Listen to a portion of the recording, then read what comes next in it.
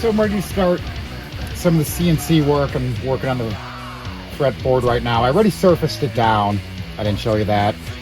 I drilled holes that are from the same file as the fretboard for indexing, and I got those, and they're drilled into the spoil board as well. So if I take this out, I can put it back in. I'm going to cut some fret markers, so I'm going to have to do some gluing, and then my 12th fret inlay is going to need some epoxy. So I'm going to have to take this off and put it back. So that's how I'm going to recenter it to get the fret slots and the cutout later. Well, actually tomorrow. So, okay, I almost forgot. I'm going to have to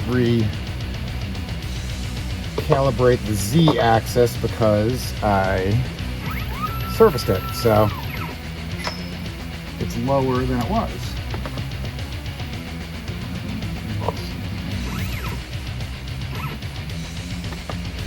Basically, this is an electrical connection. I run this right here. You touch it, you see that I got a connection. Hit OK. It does it by itself. All right, I have my new Z.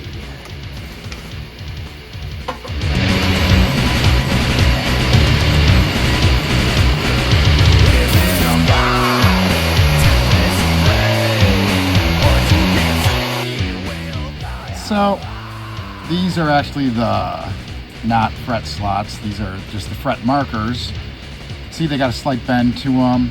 The way I did the bend on it, it was relative to the size in between the frets. So as you go up, you notice more and more of the curve. And then of course, you know where that goes. You can see the curve getting a little bigger, a little bigger. You can see that I'm cut all the way into the wenge right there, but I'm putting wood inlays in these ones. I'll show you that in a bit. This right here, you can see into the wenge and the centers. You still have the Duke there. It's gonna be a little cleanup, but that's gonna get just clear epoxy over that. And the rest of these are actually gonna be two-piece, so it's gonna be a Duke and wenge stripe. And once I radius this, like I was talking in a previous video, I was really decisive about that point, by the way. And I'm gonna get it where you can see just a little bit on the outside of the wenge, probably a little bit wider than like what binding would look like. Once I radius it, you know, I'll see how much of it comes. It was kind of, you know, I can get measurements, but still kind of a guess. So. You know.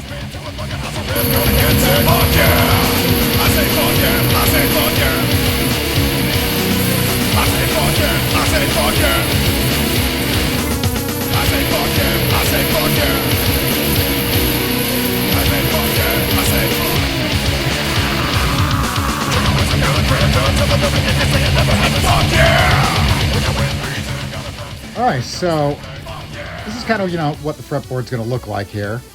And then I'm going to be using this right here that I have thickness for this. You know, I might sample it, get, you know, for good tight fit. And I just figured, you know, I mean, stuff, it's bendable, you know. And now I'm looking at the curves. It's, you know, it's going to have to get, you know, one direction and the other. And I'm like, yeah, I'll just bend it and put it in there and glue it in, you know. So I don't think it's going to be just going in, you know. It's going to be a little time consuming, but it's gonna be really cool. And then once it's radiused and it switches to the opposite color, you know, like in the middle, you'll see, you know, that part of the stripe more, and at the end, you'll see that part of the stripe more.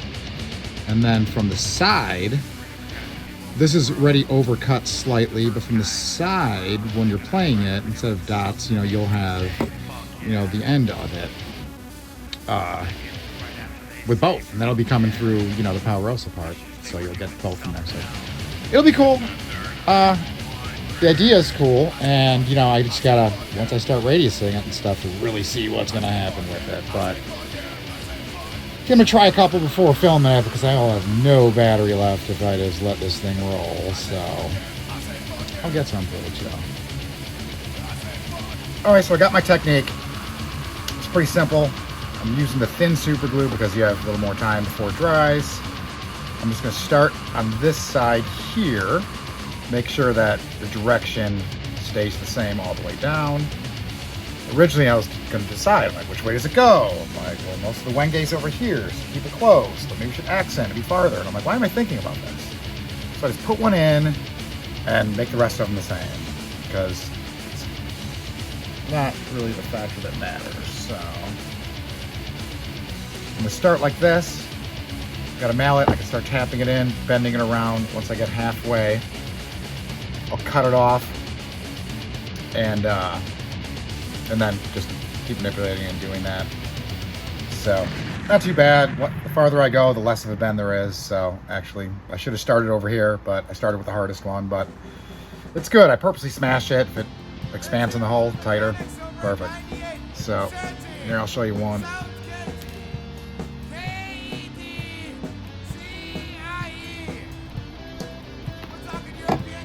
Wenge up that way.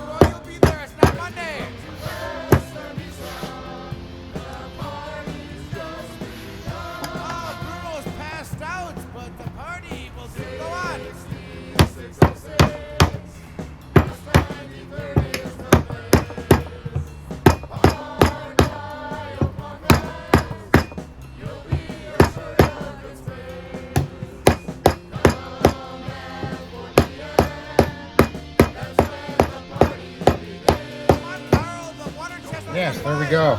So I'm going to continue on and do that. You don't need to see it over and over again, but you can get an idea what it's going to be. So I got all those in, and right now it looks kind of nasty. I use super glue, so it's like instant. So it's been like 10 minutes, whatever, but I use the activator and accelerator. So I'm going to surface this off just with this, and see how that goes. I said they're free! When you come to Esperanza, it's the time of the year. Diesel, don't be late, no side jobs! Eat some good schnitzel. All the good foods will be here. Alright, so I took this neck blank into the office by the computer and I established a nut line.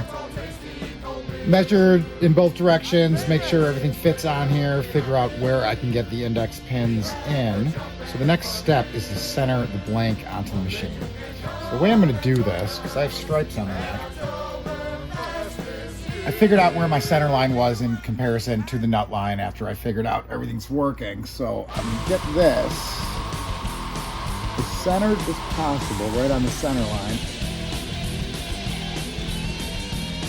And I'm going to jog the machine where it's going to use its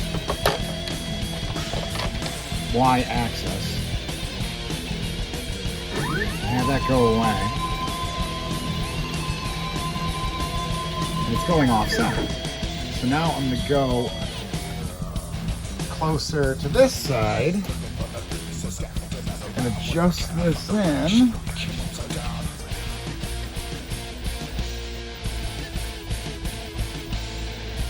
I'm not quite even going to try to get perfect because I'm going to go back and forth a couple of times.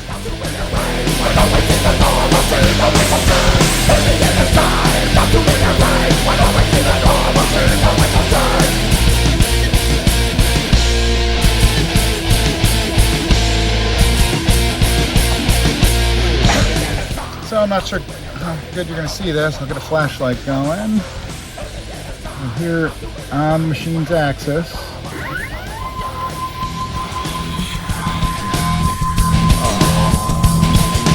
Looking for the biggest step, just not around, but I can't find a direction. Come upside down.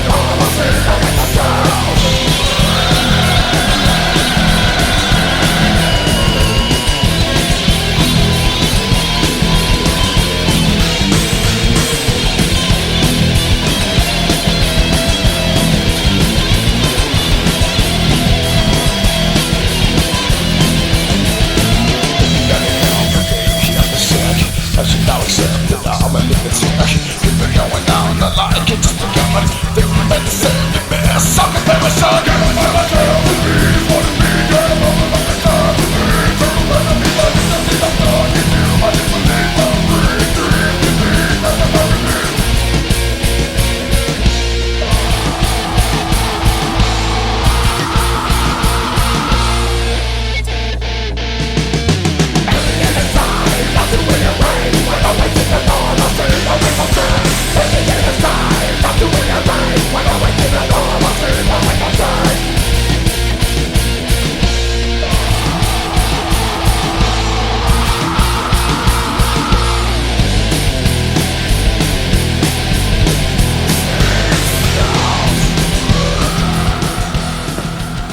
Alright, so quick recap on where we're at so far. Got the neck going. Got my carbon fiber rods in there. Got the truss rod in there. I know it's flush. The carbon fibers are already glued in. I've got my neck angle on the front. I use a CNC for that because when I do my tapers, the outside of this is also tapered. So to try to get that exactly straight through the bandsaw, you know, without skewing straight from there, it'd be a lot faster on the bandsaw. But this just eliminates that, so since I have it, you know, I do that. Put a nice little access port there. It's got to get smoothed in. And then some people would ask, did you put it in backwards and get your headstock on the wrong side of the neck? But no, I was explaining this earlier. So my neck blank so far isn't glued. It's glued from the bottom up, so it's got, you know, 3/4 of it there. The top layer isn't on there yet. I'm going to cut in first. This will be flush with the top of how high the blank is so far. So this is in the middle of the guitar. It's not a neck through where you see it from the back. I will cut the chamber out here. It'll get wider than the neck, obviously, because of this. So this represents the pickups. So in between the pickups, normally you would just see that straight section where you get your stripes in there. So here you just get a little arc there. And then behind the pickup, you just get that little extra right there. And bridge line, I didn't draw on, but it's actually this one barely the tip of it, that one. So the two-pneumatic bridge that's on 2 pins, you'll see some of that kind of under that. So that'll be cool. So the other thing I got done, I was showing you this before, and you saw when I had all the wave markers flushed in there, and inlay was cut in with a V-bit. I had to fill it with epoxy, and epoxy, so made more than I needed, filled that, and I figured I'd just cover the whole thing and resurface it anyway. Any gaps, any pores in the wood that'll, you know, start healing. So by the time I reuse it, the parts that it's in is going to be gone anyway, I'm sure. So that's what I got going there. So the next step, I'm going to wash this off, get it sized.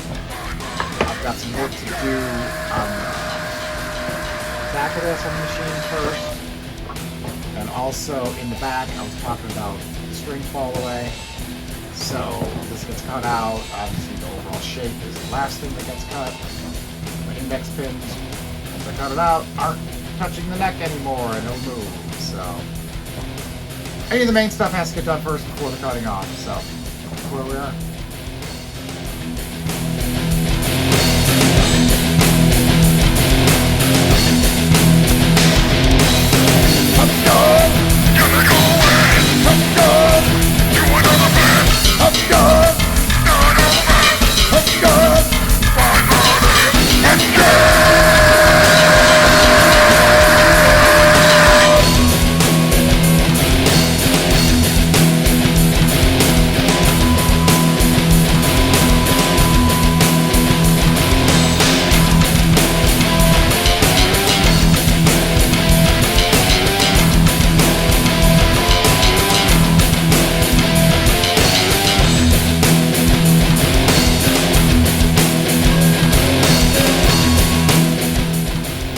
Alright, so I got a lot going on here.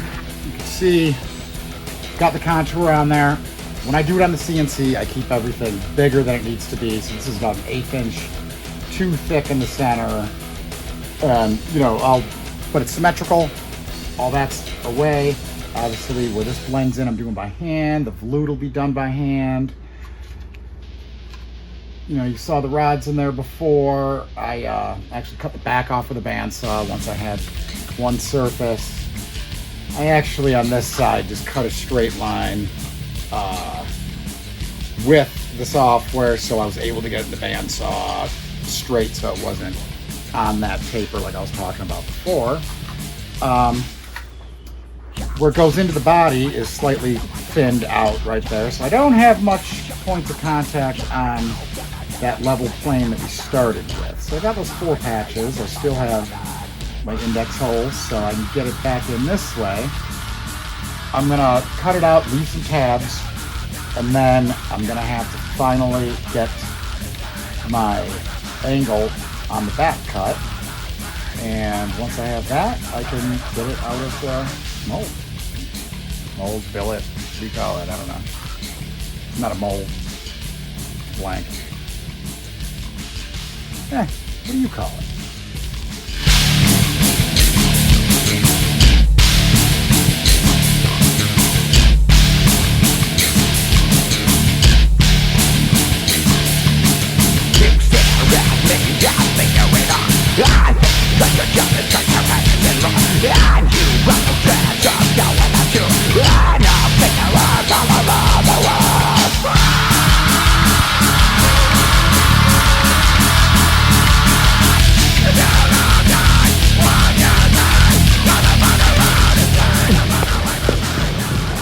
Well, 4th of July, so I figured I'd do this outside, get a little vibe going.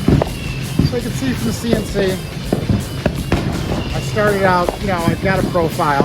It's still too thick, so I'm going to do everything by hand. It'll go into the heel by hand, the volute will be done by hand. The back I actually use a bandsaw. But, got a truss rod, got my carbon fiber in there. This is the only part that's going to be visible through the top. It's going to get glued in though, this big. And right about there will be a pickup. Right about there will be a pickup. It's a little in between, a little in between, a little behind. I think it's going to be a real cool look. So, you probably can't hear me anyway.